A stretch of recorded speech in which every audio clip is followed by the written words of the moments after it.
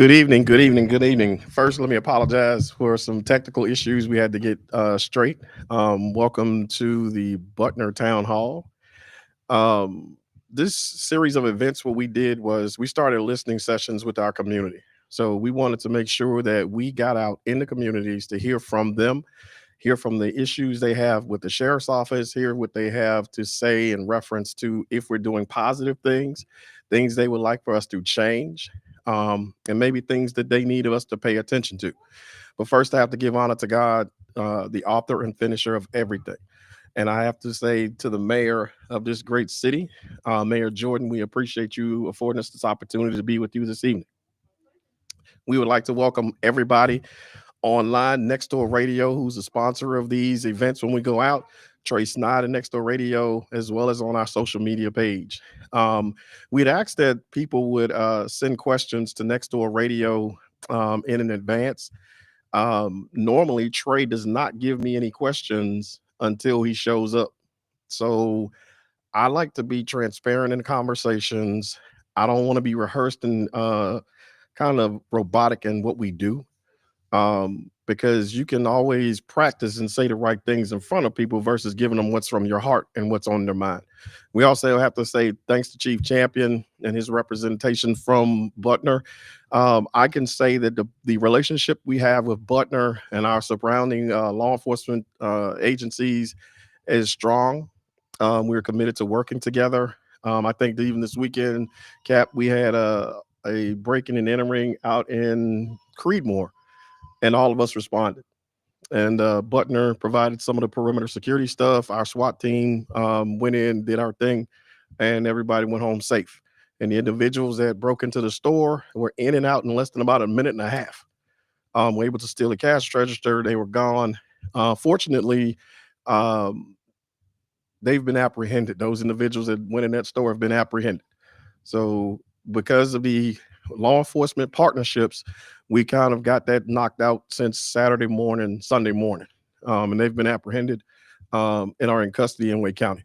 To Mayor Nurse, the mayor of Oxford, who came to support his colleague, we appreciate you being here as well.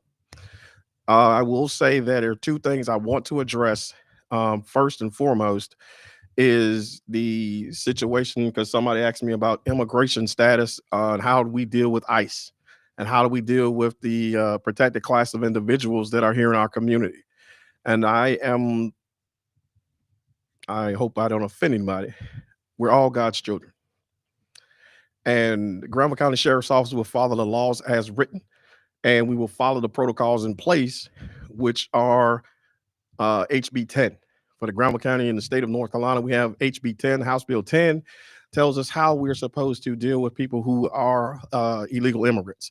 The Granville County Sheriff's Office will not, and I will say this and stand on it, we will not be asking people for their immigration status and or papers. If you get arrested and you commit a crime in Granville County, we will hold you per the law. We will give the notification to Immigration and Customs, and they will then have a 48-hour window that they must send us a detainer to hold someone in custody. That is the law. We're not going to step outside of that, and I will work with immigration as long as it's by the law. We've talked to the school board. We've talked to Stan Winborn, and we're setting protocols in place. If individuals, ICE comes into our communities, if they don't have the proper documentation to take someone into custody, then we have a plan in place, which is we will just stand back, let them do their thing. We will not assist them because you're taking someone in this community without any legal justification or a warrant. Now, if they have a warrant to take someone into custody, we will assist them because that is what the law requires of the sheriff's office. I will stand on the Constitution and which I am sworn to. I will stand on the oath of office which I hold, and I will follow the law. That's just the clear and present the way I'm going to do it. I think I've talked to several people in the past week about what the Granville County Sheriff's Office will and will not do. So my deputies will not be asking for people to present any documentation of their immigration status. To that point, we've had the Mexican consulate, Honduran consulate, and Guatemalan consulate come to the sheriff's office to give us insight on what they would like to see from the Granville County Sheriff's Office. But we're going to do this thing right. We're not going to overstep anybody's rights, no matter where they come from or who they love.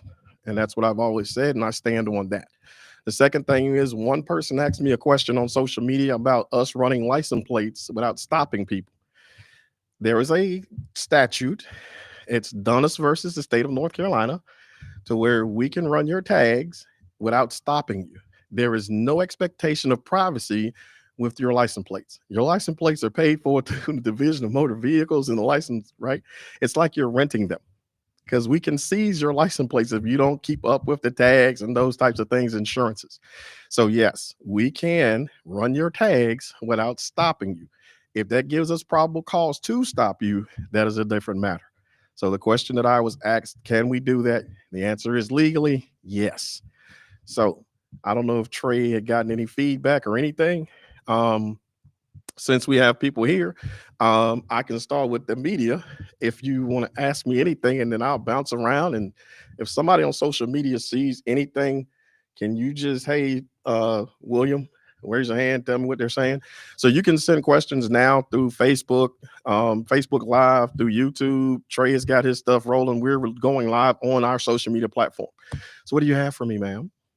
I believe Creedmoor and Butner both are using the block cameras. Are Yes. there block cameras in the county? We have none out in the county. We have license plate readers on our highway. So we have LPRs. We have just petitioned the county to buy them. We've also spent, I just used $140,000 to purchase in-car cameras for our entire fleet. So we're in the waiting for the approval process there. Butner has them. We use other resources as well. So we went and started moving our LPRs, our license plate readers, around a little bit, but we are about to get our flock cameras. I think we're purchasing 15. And then, well, that's the hope that we're going to purchase 15. But we've already got the approval for our in car cameras. And we're going with new body cameras. So I'm spending asset forfeiture money and not tax money to buy these things. So people don't get upset when you see us buying stuff. It is not taxpayer dollars, it is asset forfeiture money. What else you got? Have you had success with the license plate readers? Yes, even this last week, two of my deputies were out. They had a call from Durham, I think, that they, I think you text me on it. They had a call this week that it was a stolen vehicle out of Durham, and the license plate was entered in our LPR. It popped. My guys pursued them, took two individuals in custody in the city of Oxford. They chased them down 85. They did flee into elude. We did a run and done where we took the vehicle as well, because it was stolen. You know, we returned it, but we were able to catch those two individuals and take them into custody. So they work, and we have others that we can call Butner if they have something. I think it was the chase that ensued from two stolen vehicles out of Wake County. I think Creedmoor and Butner initiated something, and we assisted with that. Chase Parrott was assisted in that. Sadly, one of the individuals involved in that crashed, and he was killed. He died of his injuries, I think a few days later. But they were two individuals, and that's how we kind of found out, through working with our partnerships with our license plate readers and the flock cameras to check these individuals. So for far too long, the Graham County Sheriff's Office has kind of been behind a little bit on technology. And in 2 years, and people see that we changing our fleet. And because we wanted to be fiscally responsible with our money, we started talking to Enterprise. And I started looking at other agencies within the county who had lease agreements with Enterprise. The Graham County Sheriff's Office is the largest fleet in the county. We have 94 vehicles. Most of our vehicles have 100 to 120,000 miles on them. In less than a year, we've been able to almost flip the entire fleet using asset forfeiture funds and enterprise. And this coming year, we have 15 new vehicles, interceptors, and a couple other vehicles that will come out of our lease. And what we're also doing is selling off our vehicles that was used in buying asset with asset forfeiture money. So we will sell those vehicles, put the asset fortune money back into our budget for us to buy other equipment and things and cameras and the flock cameras. The only thing that we are not doing is buying new guns this time. I've got $11,000 of the store credit because all the weapons that were in our arsenal, we got rid of them. They were old. They were not up to standard. Shotguns, pistols, and rifles. We traded them in at Lawman's. Um, and we got a store credit.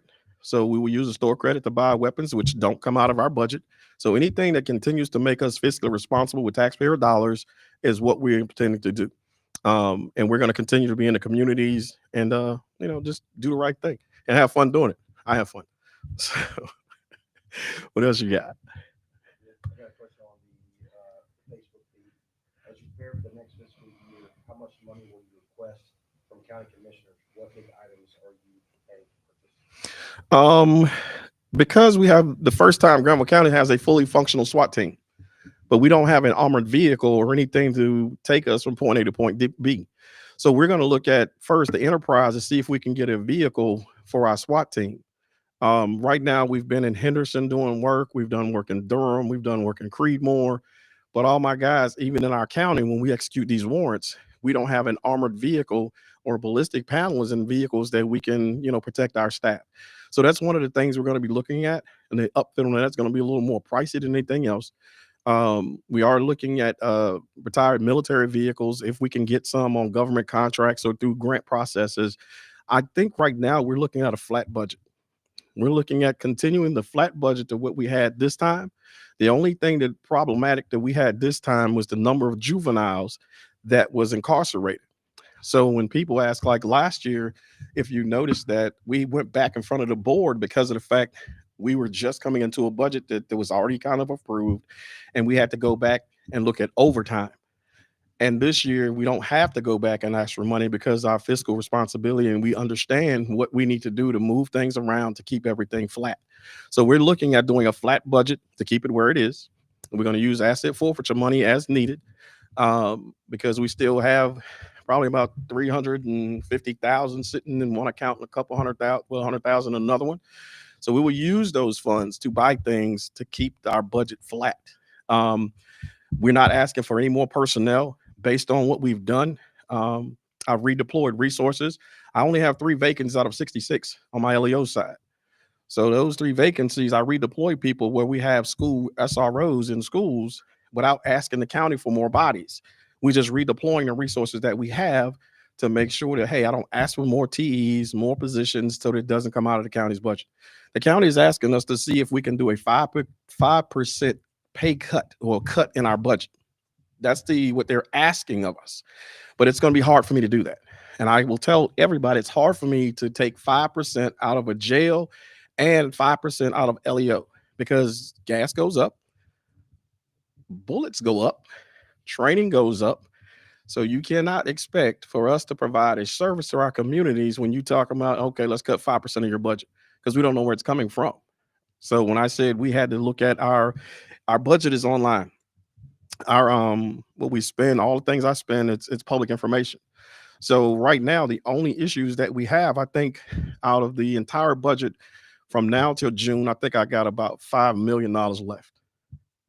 And we are tracking to last year we gave the county back about 192,000. This year we're looking at giving them back about a quarter of a million back to the county, maybe more. Um, so it doesn't roll over. It goes into debt services. And right now we're also making about $30,000 a month that we pay in the county off of housing federal inmates and off of the food and canteen products from the inmate population. And I'm trying to increase the number and capacity of federal inmates that I can hold so it will continue to generate funds and revenue to where we can help pay down the debt services on buildings and things in our county. So $30,000 a month, I don't see any of that money, not in my budget, not in anything for my inmate population. We run on the budget that we're given. But every month I write a check at least 30,000 or more to the county to help with their budgets through other things, and we stay within our spending limits. What else you got? To go back to the immigration discussion we talked about a little bit before, what happens with the children if someone is arrested for? And great question. And the question is, if somebody's arrested through an immigration process, we've started. And that's why we talk to the consulates, and that's why we started talking to Lupita. A young lady talked to me the other day, and the mayor's kind of talked to me about some stuff, and I've talked to some other Hispanic Latino families. And what I told them to do is they need to start a system where they can conversate and they can know and check on their people.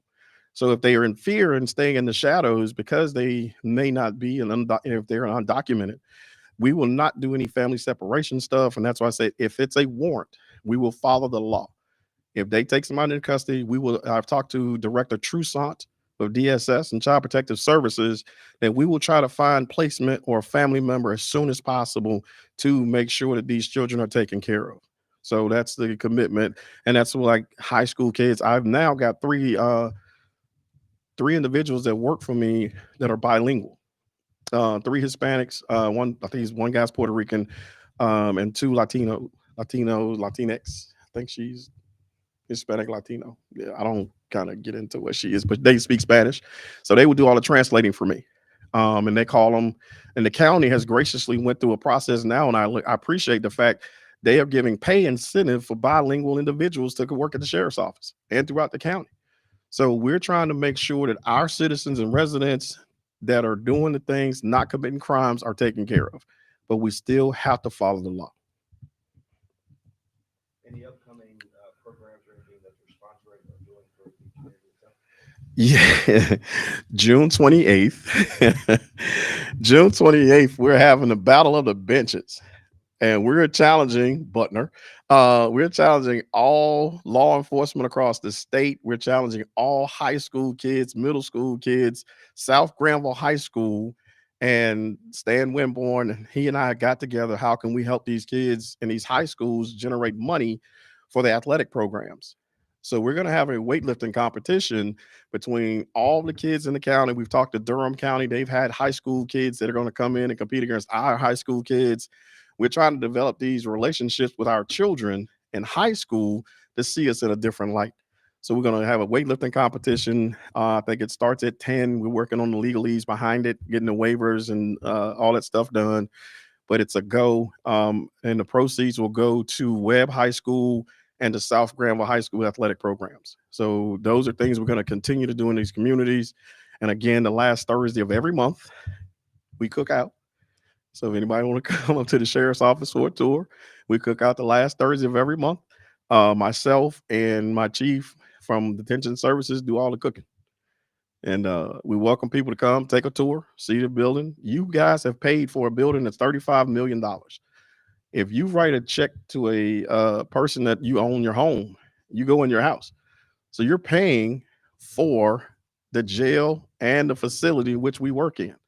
We encourage you to come see what we're doing. We encourage you to come see our AA programs on Thursday nights. We encourage you to come see our Bible study on Tuesday nights. We encourage you to volunteer to come in and see what we've done. Reverend Pascal and her vision, we've had a library constructed by the inmates inside our jail.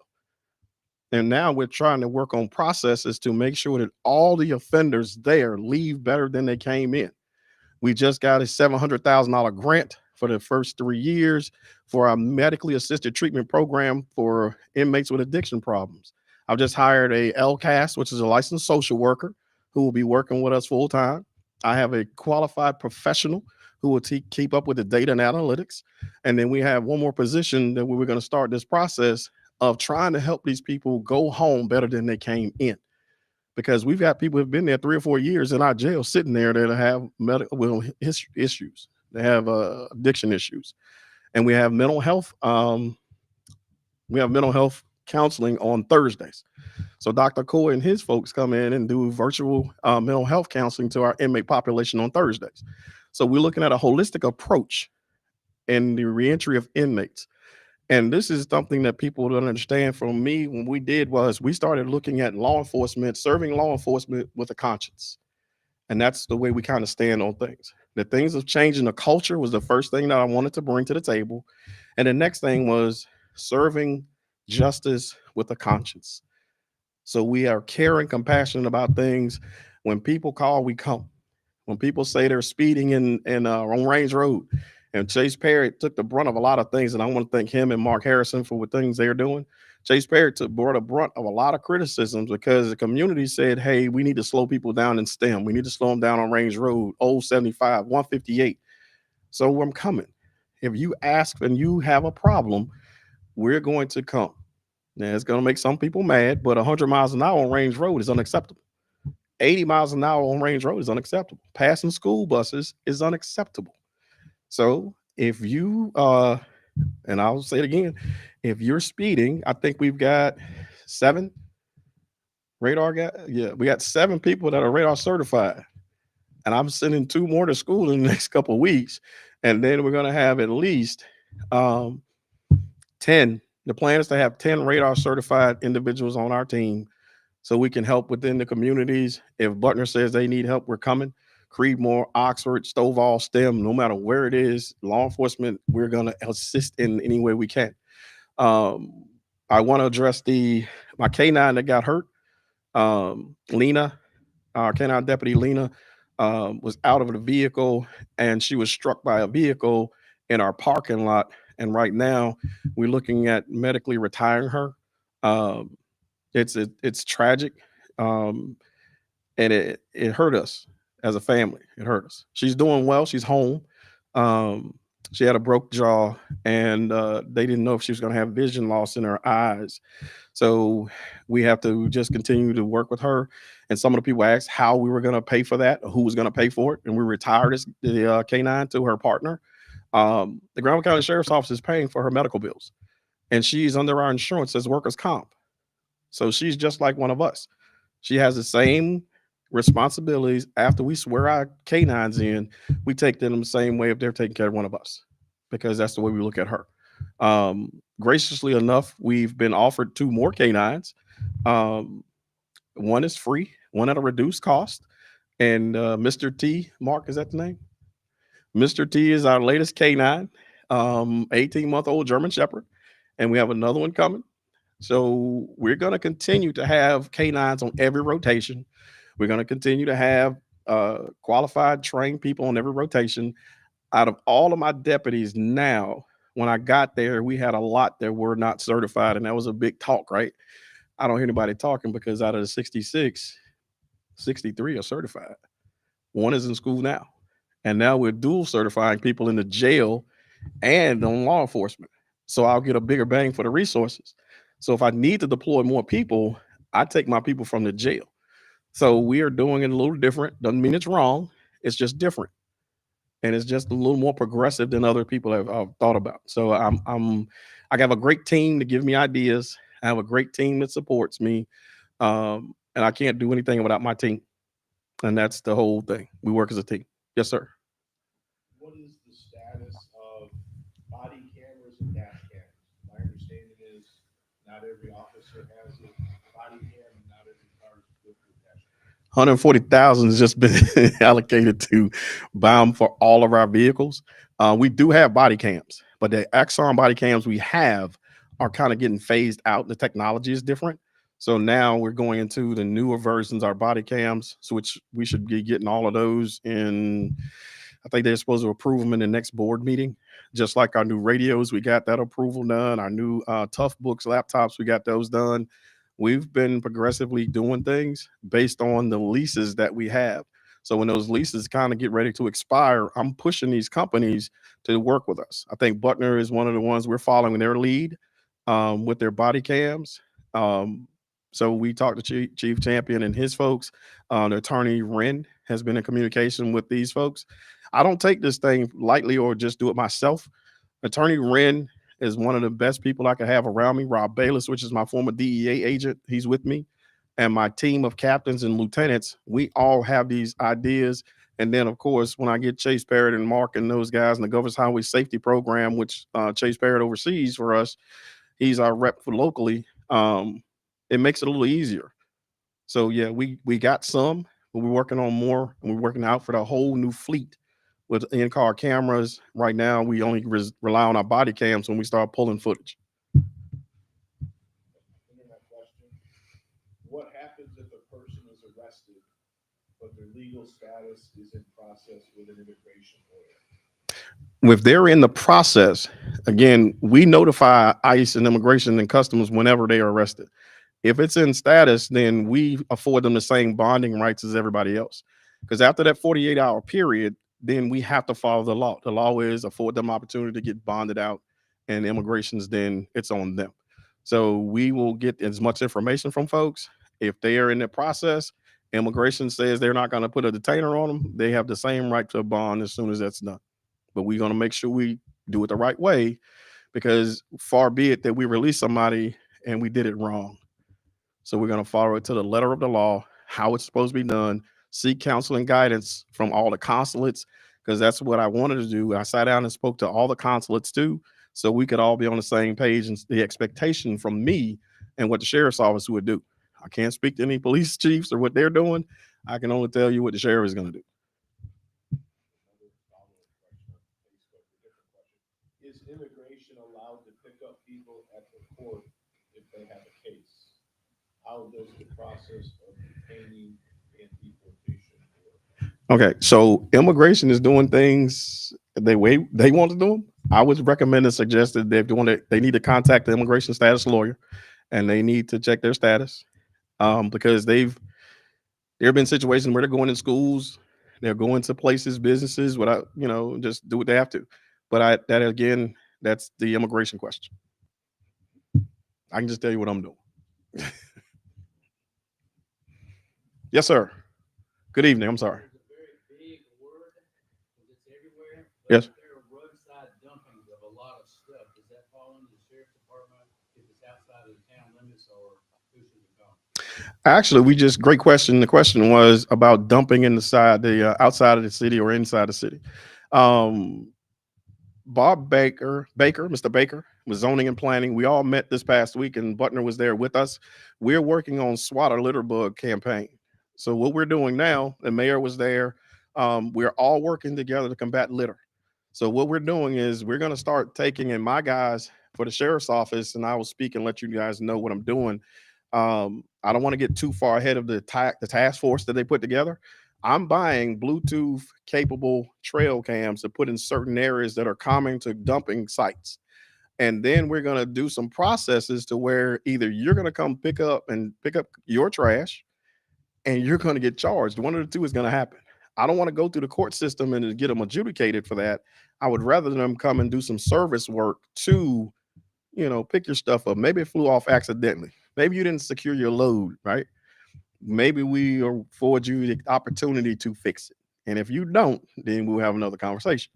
But my guys have been told, even a couple of weeks ago, I spoke to somebody and they said, "Hey, I thought I saw one of your deputies saw some trash in the road and drove around it." We don't do that. If it's on a highway or in one of these back roads or something like that, if something's in the highway, take it up, put it on the side of the road, and then let us know. Let DOT know. JJ Eden, who's with DOT, lives in our county. He stays on the southern end of the county. He and I have been having the conversations about this as well.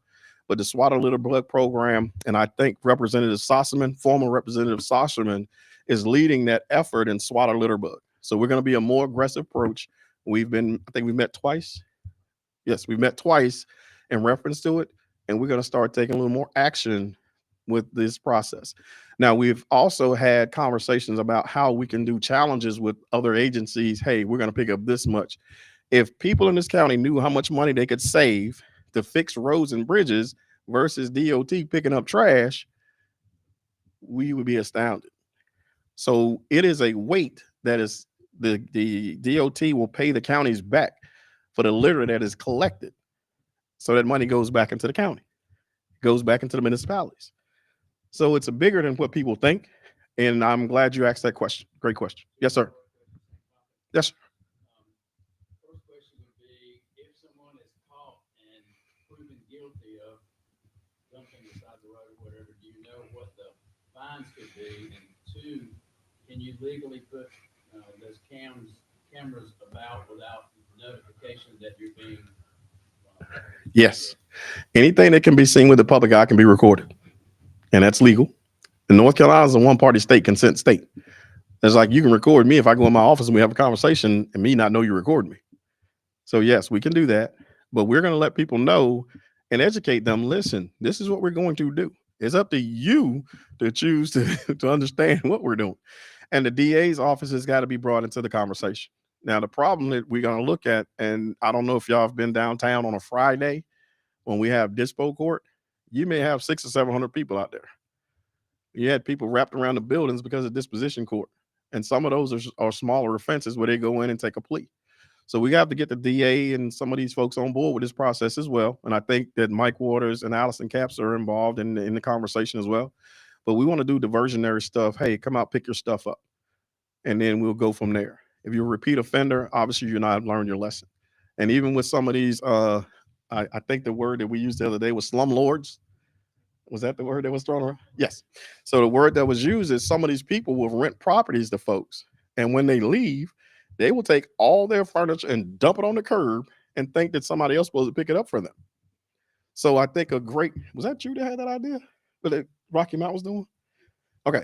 So one of the ideas that was brought to the table was if we know that you had left your stuff on the side of the road and you're trying to rent a property somewhere else and get your water bill turned on, they'll attach a fine before you can get your water turned on because you left that stuff on the side of the road. So there are a lot of innovative ideas that all of us are having. So when people think about litter, they don't think about the sheriff's office or law enforcement. But we want to bring that to the forefront that this is important to us because guess what? The broken windows theory was about trashy neighborhoods, right? So the cleaner we keep our neighborhoods, the more people want to come to our neighborhoods. The safer we are, the cleaner we are, the more people we can get into our communities. So that's the kind of process that we're working with the SWAT litter bug and the public safety task force. Can you address the limit of the fines? Could be It could be anything because the DA will then be the ones that you can write them a ticket, a citation, or something like that. And the DA can kick them. But it's again about the weight of stuff that you got and what you've dumped, and then the severity of the stuff. If you don't want to come get it, then okay. But we have to have those conversations with the DA to let's make them stiffer penalties because some places we found are the dumping grounds in curves and close to our landfills. And I think the mayor even brought up the point of why the landfills can't be open 7 days a week, right? So the mayor has an idea. If GFL is open in Vance County 7 days a week because people have jobs and can't get there, why not be open Saturdays and Sundays to do the same thing? And in some places, landfills are open 24 hours a day, and it keeps the counties cleaner. It keeps the cities cleaner. So a lot of these conversations are being had, and I'm glad you asked that question because we were just together the other day doing this, and it's a concern for all of us to make our city safer and cleaner. What else you got? I like you already. I would say lots and lots. I've been a litter police for a long time in the town of Butner. Yes. But one bag of trash today ends up being 50,000 pieces of trash in the 2 or 3 weeks as the bag comes apart. Yep. Or the people mowing the side of the highway decide that it's in their way, and unfortunately they may run over it, and now it's Everywhere. So, And that's why we want our deputies to, if they see something, let's put it to the side of the road. If we got orange bags, I think that's what some of the stuff we're doing is looking at putting orange bags in all our vehicles. So if somebody threw a trash bag out that's not orange, let's go ahead and get it tied up, put it on the side of the road, let DOT know we did it. So that way, again, we're being proactive in the process. Yes, sir.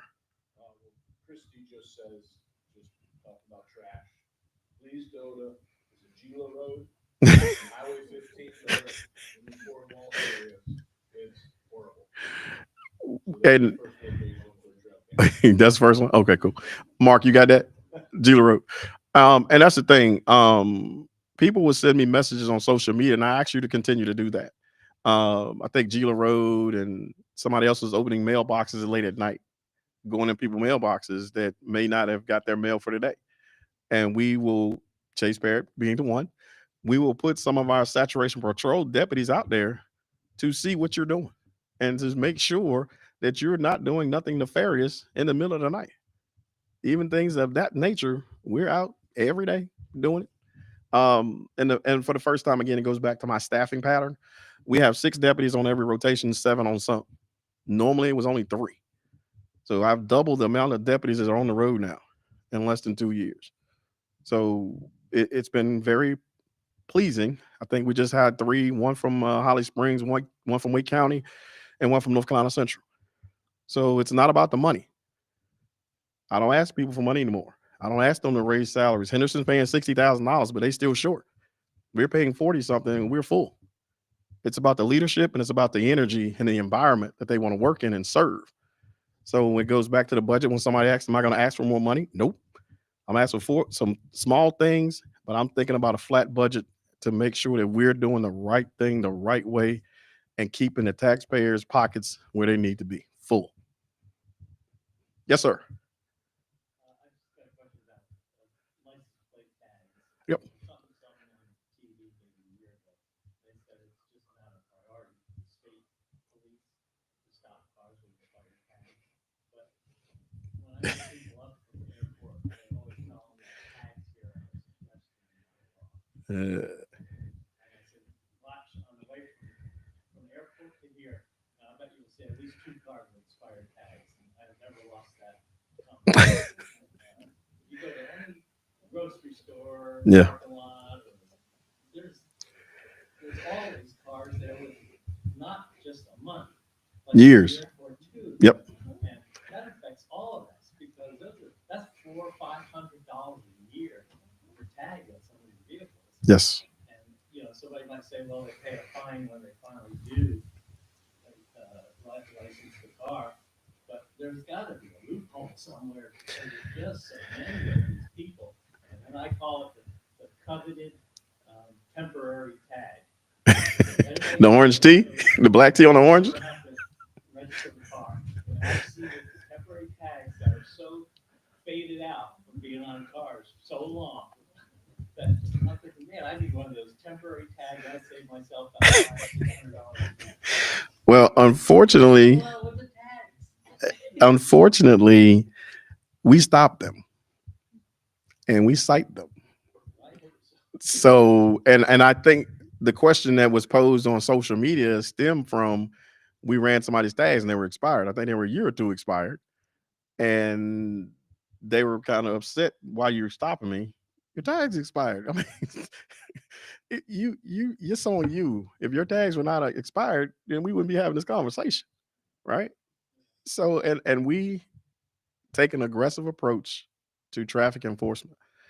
And that's why we have radars in vehicles. This is the thing that we thought of. And when I talked to my team, I said, when somebody breaks into somebody's house, are they going to drive away at 35 miles an hour? Or are they going to flee the scene? 9 times out of 10, they're going to speed, right? So we started looking at a different approach. Now, Granville County residents are kind of given an opportunity to correct their behavior. If you have a repeated behavior, then we will have a different conversation. And I tell my people that don't go out and write tickets just to write them. Give people an opportunity to correct their behavior. So if they give you a warning ticket on old 75 and then 2 days later you're doing the same thing, obviously we didn't do enough to correct that behavior. And I think Chase Barrett had one in less than an hour when he had a guy doing like 15 over, told him to slow it down, gave him a warning, and went the different direction. And the same guy passed him, same thing. So he got a ticket. And the guy said, well, I own it. And that's the thing. We're going to try to help people, warn people first and give them a warning. But if you don't learn from that, then you can't say we didn't try to work with you. It's on you after that. So we will try to educate first, and then we'll try to do what we have to enforce the law. Online question from April. Hey, April. What collaboration or trainings are you conducting with Granville Search and Recovery Squad? Oh, those are people that we love. The Granville Search and Rescue, well, is that the K9 group or the individuals that with the boat and rescue? Granville Search and Rescue. Recovery Squad. All right, so we have Donna Randolph, who is part of the Granville County Search and Rescue, and their K9s and cadaver dogs and those folks. They train with our folks all the time. I even tried to encourage Donna Randolph to take over animal control. She's an employee for me that takes care of all my concealed carries. But I see the greatness in her and the care and passion that she has for animals. So when the vacancy came up, I was like, hey, won't you think of that? She's like, nope, I love it where I'm at. But what we did was we will train with anybody that wants to come together with us. We are now exploring, because of the young man from Creedmoor that passed yesterday who jumped off the bridge and committed suicide. We're in the process of looking at using asset forfeiture money to look at getting a boat for our agency. And I've already started a process of conversation about having 2 scuba divers assigned to the Granville County Sheriff's Office and go to training because we are surrounded by water. and it's easier for me to get somebody to a body of water, even if it's at the county line, maybe faster than somebody else. So we're in the process of looking at that. We've kind of looked at how much that would cost to training, but again, we're trying to take it out of our asset forfeiture money to expand what we do in our footprint. So we're expanding our footprint, but not at a taxpayer dollar. Um, and I think that's going to be beneficial. But I will cross train with anybody. We have U.S. Marshals. David Watson is part of the U.S. Marshals Task Force. I just left the OSA conference in Myrtle Beach. We're looking at a part-time FBI task force officer with the Graham County Sheriff's Office. The DEA, we have a partnership with Person County's DEA task force. On Homeland Security, we're getting a TFO from Homeland Security to be a part of our process. So we're expanding our footprint. They won't leave us like the U.S. Marshals. If I put somebody on the Marshal Service, they go 80% of their times with U.S. Marshals. However, all the resources that the Marshal Service can bring to bear, we have access to. So escape fugitives, other technical things that we can do. I can't give away methods and strategies sometimes, but we have resources that we did not have before. We have our Internet Crimes Against Children deputy, Ms. Heather Cruz. She works with SBI on a continuous basis, looking at internet crimes against children. Um, so we've changed it. Things have changed, and we're excited. And we have fun. So if you come in the sheriff's office, you might as well go ahead and start laughing because it's going to be a joke somewhere that's going to touch you and prick your heart. But we collaborate with anybody, anything they want to do. I send my guys to training right now. I have two people at the in Cherokee, and they're not gambling, but they are in Cherokee. We want to have the Granville County be a part of the Special Olympics torch run. So the conference is this week. So we're two people up there to get all the information to where we're going to do the torch run for Special Olympics in Granville County. I've already talked to Trey Snide, who's a cross country coach, and we want to get all these kids involved to raise money for our Special Olympics. The same way I'm doing things for the athletic programs at Webb and at South Granville, we want to do for Special Olympics too. So we want to be more a part of the community in what we do. So any opportunities that we have to be a part of the community and what goes on, we're going to do those things. And I promise you, if you bring something to me, I promise you we're going to take a look at it and probably move on it. That's just the way we kind of do it. Even with our law enforcement partners, Oxford, Butner, Creedmoor, anything that anybody has, we'll cross train with anybody. We cross train with Durham, their SWAT team. We cross train Wake Forest SWAT team. So all opportunities we're welcome. We get people to come in and help us with our canines. I think we have one now that's an arrest canine. The rest of them are tracking narcotics. So we worked on her to get that done. And one of the two that I'm about to get, one is already certified as a apprehension canine. So I think I used the right terminology. Apprehension canine. Is that right? Yes. Cool. What else? What else? Yes, sir. Hold on, Mayor. Go ahead, Commissioner. Question related to some comments. So we got a highway from Durham all the way up to Virginia. Yep. So how many conditions you do about drugs, people carrying drugs from cars, love roads, arrested, and also creating voluntary treatment scheme. Do you have any information about that? We do. We work with our federal partners, and the flock cameras are a lot to do with that. We have just brought back Thomas Oakley. We brought back Andre Oakley and Thomas Robinson. They are part of our interdiction team. Garrett Pascal is one of the trainers for interdiction for the community. He came back part time. He used to be a lieutenant with us. They saw the wheels didn't fall off the bus, so they started coming back. So now we do have a fully dedicated interdiction team, not only for 85. We want every thoroughfare in this community. Like yesterday, I think they were working 96 in Virgin Lina. And our partnership with ALE, Jack Cates and his team, we work with these folks to get some stuff done. We conduct surveillance on situations, and we're going to be more aggressive in things. But again, our new motto is serving justice with a conscience. So do you have any numbers? How many people are being arrested? I got them. I didn't bring them. If you need them, yeah. We got them. Our RMS system will be able to generate anything that we've done. Um, I will get those to you in the next couple of days. Mark Harrison is one of my logistics guys, so he can get that information over to you. But it's been fairly steady. Um, we are looking for human trafficking. not just the drugs. We're looking for human trafficking. This is big, and that's why we have this internet crimes against children. Um, our techniques, we're starting to do different things to draw out people because we do have a thoroughfare from Durham to Virginia, basically to Vance County. And the people that stay and do things in Vance County, like Kelly Road, right? People will go through Kelly Road in the northern part of the county, cut across from Vance County to go to Person County. So now we've kind of started laying eyes on things up there, doing surveillances on trafficking of things in that area. So we've been working with Craig Williams, the chief of police up there, and they're now buying into the concept of let's look at how we can use the motoring public in a way that they can help relate things to us. We've started our 911 and our Crime Stoppers, and our tip line is now in Spanish, right? So even with some of the stuff we did with the that's how we got the cockfighting thing down in the southern end. It's based on a tip line. It's based on conversations.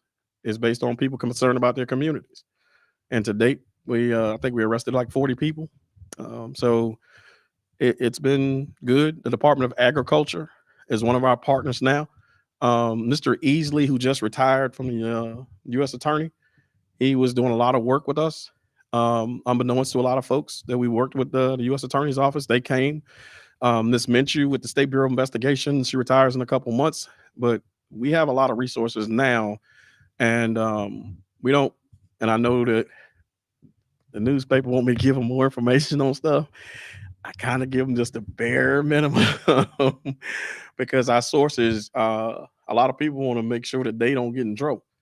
Uh, so they're willing to cooperate with us now because they see that the DA's office and my office are aggressively going after certain things. Now, I will not, and I think the captain can tell you guys, I don't come in anybody's jurisdiction to do anything unless they ask us or something leads us to it. That's just the professional courtesy that I have for the chiefs of police in this area. So when people ask why the sheriff's office isn't doing A, B, C, and D in Butner, I'm not going into Butner. I'm not going into Oxford. I'm not going into Creedmoor unless I'm asked or I ask to go. Do we have that authority? Yes. But if you're going to serve justice, let's do it a different way. You don't have to flex on people. And I think that's what I tell folks. I don't flex or use my authority. I don't abuse my authority. I'll talk to all the chiefs. Hey, this is what I got. Can we work with each other? So, yes, we work with everybody. And our interdiction is not just for 85, it's for every thoroughfare. And working with these guys and the flock cameras and other counties that have them has been a great opportunity. And I'll have Mark get with you and make sure you get all the data. Go ahead. Another question. Yeah. So, big cities have a lot of gang activities. Yes. Most towns like here, also, they're quiet. So we have a lot of, like I call right, I used to be a law enforcement, smash passages. So the gang members with human trafficking and drugs go to those small areas Mhm. to do their own operation. Yep. In a few last years, I'm missing some signs, for gang activities. Yep. Do we have gang members activities in this area? Yes. Partners, team? Yes. Okay. You have Latin Kings and Growing, I guess, in the future. right now, most of the time, you'll see tags and you see stuff in certain areas. So, like when we started looking at the trailer parks down here, we saw a lot of stuff from Latin Kings that we saw initially. We saw some MS-13 stuff in some of the areas in the northern part of the county. The United Blood Nation primarily operates in Oxford.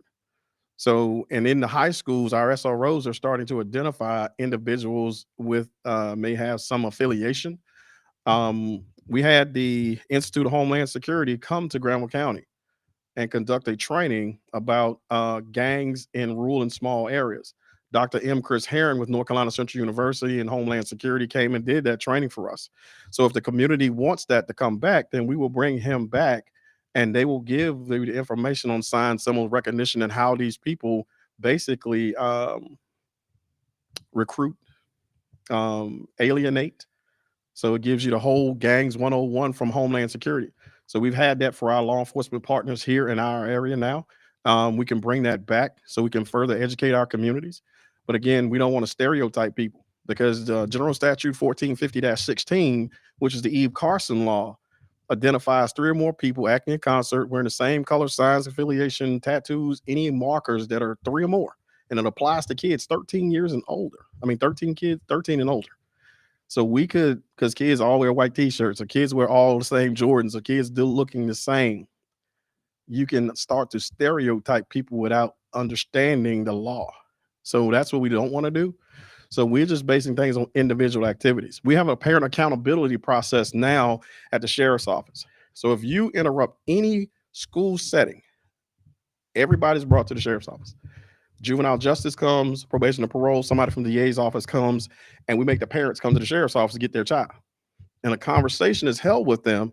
And that's the first thing. I get a copy of General Statute 1450-16, and I give it to the parents. Here's where your child is going. Again, try to help them before you hurt them. And even those kids now, we will have some do community service at the sheriff's office. So you got to come and help us in the warehouse. You got to wash cars. And we're looking at diversionary programs, but it gives them a chance to stay clean. And one of the kids actually just went to college down in Wilmington that we had this process with. He's out of the STEM area, good kid. I love him a lot. And it was appreciative to what I did for him because he was the only kid that was 18. So we could have charged him, but instead, let's look at the deferred prosecution to see if he's going to do the right thing. And since then, he's in school, he's in college, not a problem. And one kid that we had actually takes pictures at Webb High School. So it works. It works. If you invest in these children and they see you as caring about them, they will be receptive to what you're trying to teach them. But you cannot alienate them. You can't talk down to them. My wife and I will go to West Oxford. I found out you got to wear Jordans to West Oxford for the kids to talk to you. So I just got a new pair of Jordans, and I'm speaking at West Oxford, and that's just a thing. When kids see you looking like them or something that interests them, you got their ear for about 3 or 4 minutes. And if you can use that time wisely, you can save one. Because if you save one life, one male, one female, you save a generation. And that's the process and the way we kind of take things. What you got, Mayor? I'm sorry. You talked about the homeless coalition. You had a seat and you handle you're part of that, you can earn that. And this issue is throughout the county, not just Oxford. I'm quite sure the issues going on in every town. Yep. So the Granville County Sheriff's Office is taking part of the homeless coalition as well. I think it started out when it was like freezing temperatures about a year and a half ago. And Mayor Nurse and Cornerstone Christian Community Church and Reverend Pascal and her church, my church, United Christian, we all came to the table, be like, hey, what are we going to do? These folks up here behind, well, for you guys, they were on the train tracks. And then you look at the food line, and then we started just going around. I think we took Reverend Ronnie Morton's van. We went to every homeless camp that we could find. We prayed with them, offered them things, and told them, hey, if y'all clean up these areas, we will be trying to help you. So now, anytime there's inclement weather or freezing or something like that, I've donated, the emergency management donated cots. The Granville County Sheriff's Office has donated mattresses. We've donated blankets, and we go pick them up. And when we take them to the warming shelter, we will then feed them. We'll take them over to the jail. They can take a shower. We give them free clean clothes, and we work with them anytime there's inclement weather. So things we're doing is kind of different. But the Homeless Coalition is a group of churches that came together, community activists and individuals, and our law enforcement partners. We work together to try to take care of our homeless population. Because again, if you clean up where they live, it's less noticeable. And we try to look at the mental health component behind this problem. And we've had mental health folks talk to them, and we try to find out, how do we work with you? How do we meet you at your need from this standpoint? We're not going to criminalize homelessness. And I don't think we should ever do that. But we have to look at this process. And most of the ones we've encountered, there is some mental health issue with it. So that's when we started looking at it from a different approach. Let's help them before we hurt them. And I think the mayors and the chiefs of police and their staff and everybody that's a part of the coalition, the pastors, are doing a great job, and we're trying to do more. Again, we mobilize, we organize, we educate people. Okay. So we mobilize and get things done to try to make this thing better, make our community safer. From the least of these are what the Bible says, you do unto me. And that's the way we kind of move as a unit. And I think that we're in a good place, Mayor. Um, and even some of the folks we have pastors will go to the homeless encampments, and on Fridays, I think they take them to McDonald's or eat breakfast with them. They'll be calling me, "Hey, Sheriff, can we get somebody a shower today?" Because they said they want to take a shower. I think the mayor was behind having a mobile shower from emergency management at one of the churches. And I think those things we have to continue to do. And I think that if we could look at some nuisance abatement laws to see if we can do a homeless shelter somewhere and we can get things done, but we afford them mental health services. I think we've talked about a day treatment center. I think, Mayor, they took a coalition to Fayetteville or somewhere and looked at a day treatment resource center for the homeless folks in our communities. How do they get a driver's license? How do they get an ID? How can we have some counseling services for them? Do they get free meals? Do we can do anything to help them? And some of them don't want to go into a house. We have some veterans that live off of Raleigh Street or Raleigh Road Extension. He doesn't want to go to anywhere. He wants to stay in his tent. But because I'm a veteran, the mayor's a veteran, and others, we pour into them and we go see him. We go check on him. Hey, David, how you doing? So we're doing things that, like I said, we're doing a little different. Law enforcement is not just about enforcing the law; it's about taking care of your people, serving your community. That's what we do. And like I said, Chief Champion and all his folks, they have the same kind of mindset. They try to help people before they hurt them, and that's what we're commissioned to do. The oath that we take. Yes, sir. If someone wants to get involved with that, who should they reach out to? Reverend Jeanette Pascal, and they can call Bishop Betts. They can call Mayor Nurse, or they can call. Well, don't call me. Text me because I'm not going to answer the phone. If you text me, I'll return the text message. Or call Donna Webster at the Granville County Sheriff's Office. You can call her. She will make sure that I get whatever.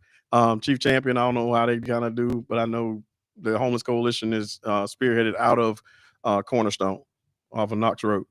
There's another Facebook question here back to immigration. Hmm?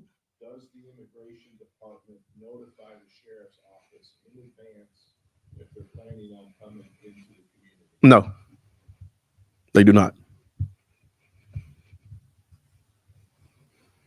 Well, let me say they have not. And one more thing. We've not had immigration in our county. And far be it that people say that we're a sanctuary county. That it's a word that divides us, right?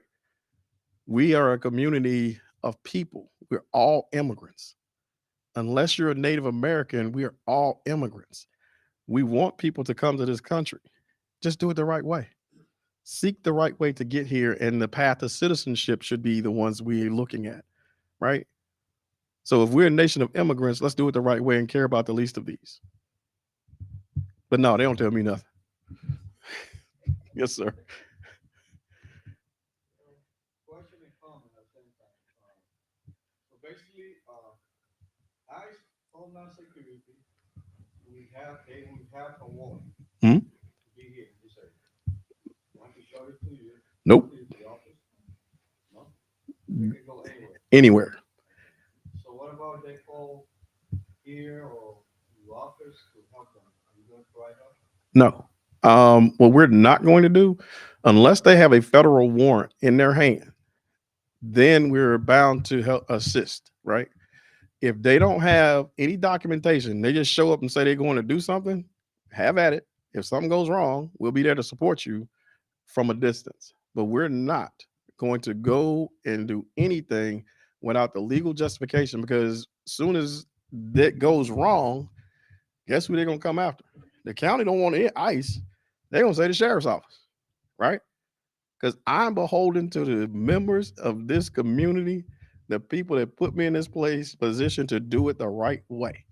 So if immigration show up, they don't have any paperwork. Hey, nice to see y'all. You want a challenge coin? Thank you.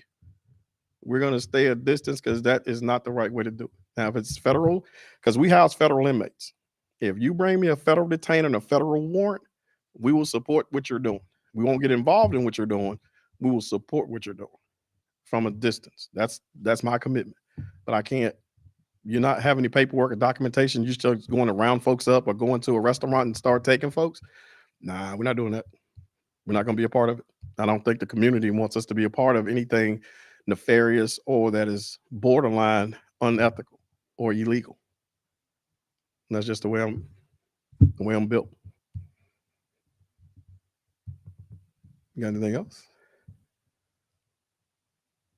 My wife's looking at her watch. Ain't nobody saying nothing. Well, I'll ask one closing question. One closing question. Okay. I guess that's it. Coffee on Friday. Yes. What's that? Coffee on Friday, 7:30. You're 2 years in, Yes. 2 years left. Yes. What's the plan? God put us on a path and he told me not to deviate from it as yet.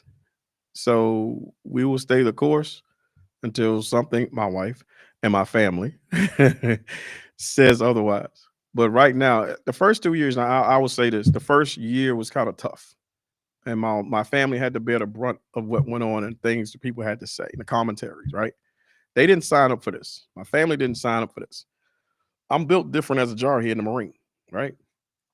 So you can say what you want about me because I'm a child of God. It doesn't matter. If they talk about Jesus and persecuted him, what do they think about me? It doesn't matter to me. I'm here to do a job. I'm here to represent a community and a law enforcement agency that is firm, fair, and consistent in execution of our duties. And those first year, it was kind of bumpy. Did we have some mistakes? Yep. Did we learn? Anybody that tells you that they're ready day one for this job is telling you a lie. I've done a lot of things, from being the fugitive extradition operations manager, from being a gang coordinator for all 100 counties, for being the gang coordinator for all 55 prisons in the state of North Carolina, to running a supermax prison. I've done a lot. But coming into these shoes, it is totally different. Unless you have, every sheriff will tell you the same thing. The 3 feet that you sit on in the chair across from me is different than the chair I sit in. So I will tell people, hey, go sit in that chair I sit in. Right? Come right along with us and see what we do. People can sit behind a keyboard and talk all day long. I ain't seen none of them come put an application in.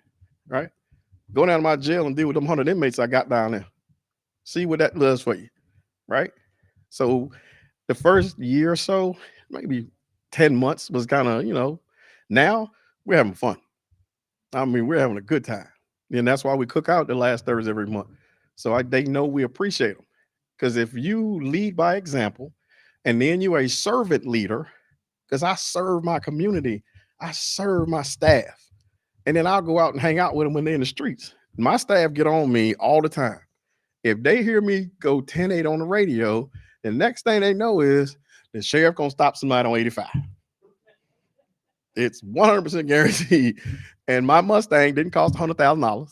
So whatever it cost 40. We got on state contract on the lease.